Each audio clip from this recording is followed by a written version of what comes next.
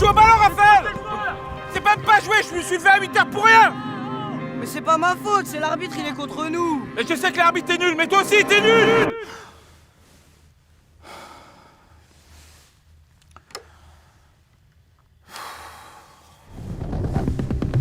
Cherchez pas à faire du beau jeu, vous avez pas de niveau. Pour gagner, faut jouer physique, faut leur rentrer dedans.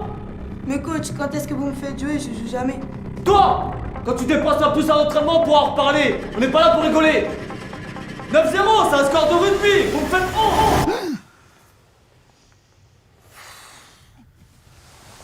Encore un cauchemar.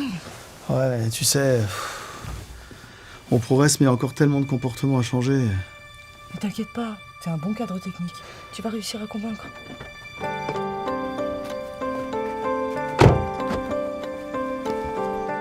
Bonjour, Maxime, je suppose? Oui, c'est ça. Salut Fred.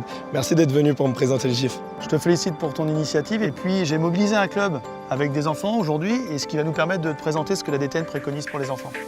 Le guide interactif du football des enfants, le GIF, c'est de proposer aux éducateurs et accompagnateurs un outil national avec des contenus progressifs et adaptés. Notre objectif, c'est que les enfants puissent prendre du plaisir et s'exprimer. D'accord. Le GIF véhicule la philosophie près de la FFF. Il y a des situations qu'on voit qui sont anormales.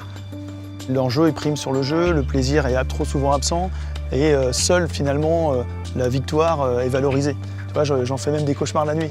Hein. Donc ce qu'il faut arriver à faire comprendre, c'est que les enfants sont tout sauf des adultes en miniature.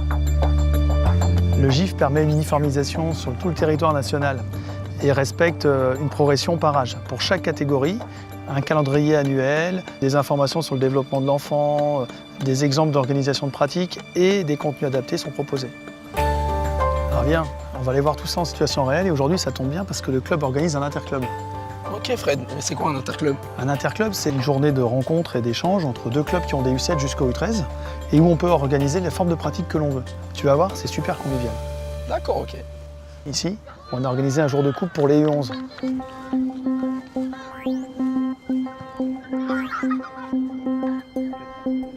Bonjour Gaëtane. Salut Fred. Comme tu as collaboré à la création du GIF, est-ce que tu peux expliquer à Maxime le principe du jour de coupe? En fait, jour de coupe, c'est tout simple. On a voulu un petit peu dédramatiser la séance de tir au but parce que les enfants, émotionnellement, c'était un peu compliqué, ils avaient trop de pression. Et puis en même temps, c'était un apprentissage pour eux de découvrir le mode de compétition de coupe. Donc on a mis les tirs au but avant les matchs. Il y a 2 rencontres et derrière, on continue avec une finale vainqueur, une finale vaincue. En fait, il n'y a qu'une seule récompense, le plaisir de jouer. Et c'est plutôt génial. Et il n'y a pas de coupe, pas de médaille, mais ils repartent, ils sont plutôt heureux. En plus d'être une super boîte à outils, le GIF véhicule des valeurs primordiales pour les enfants. La solidarité, le respect et le plaisir d'être ensemble. Et je pense que c'est une des choses sur lesquelles il faut vraiment insister. Merci À Gaëtane. toi, Gaëtan. Merci à vous. Bonne journée. Bonne journée. Salut. Ciao. C'est une super idée ce jour de coupe. L'épreuve technique en amont, je trouve ça très malin. Oui, il y a plein d'autres idées comme ça dans le guide. En plus des pratiques proposées, il y a des séances détaillées avec des schémas interactifs. C'est super pratique. Maintenant, avec les U13, on va pouvoir voir un protocole d'avant-match.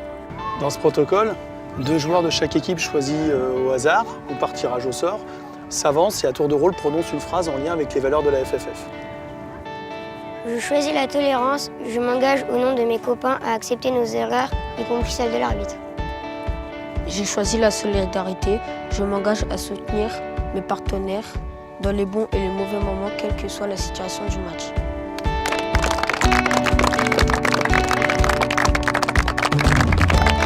Allez viens, on les laisse jouer, on va se mettre en hauteur. Tu vois Maxime, une rencontre de U13, c'est un demi-terrain de foot à 11 et 2 équipes qui jouent 8 contre 8. Il y a quelques spécificités sur ces publics-là. La première, c'est l'arbitrage à la touche par les joueurs, tu vois bien, sur le terrain. La deuxième, c'est la post-coaching, où ça permet à l'éducateur de réguler éventuellement ce qu'il a pu observer dans le match et de laisser les joueurs s'exprimer pendant les séquences de jeu, c'est super important. Et la troisième, c'est l'égalité des temps de jeu. Hein, tous les enfants ont les mêmes droits de jouer, donc c'est à l'éducateur d'être vigilant sur ce point-là. Maintenant, je vais te montrer un plateau U9. Tu vas voir, c'est convivial, festif, c'est parfaitement adapté à cette tranche d'âge. Ok, nickel. Alors dans un plateau, il y a 4 rencontres, 5 contre 5 et un jeu. Un même temps de jeu pour tout le monde et des remplaçants en nombre limité pour garantir là encore un maximum de participation aux enfants. Dans le guide, tu retrouves toutes les explications pour mettre ce jeu en place. l'organisation, le déroulement, les interventions pédagogiques et même un schéma animé. En fait, c'est un petit jeu d'enfant.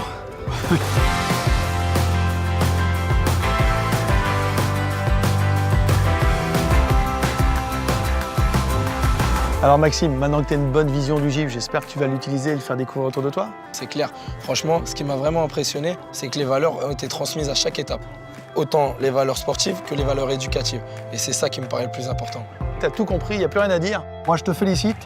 À bientôt Maxime. Salut Fred. Allez, au revoir. Merci, ciao. ciao.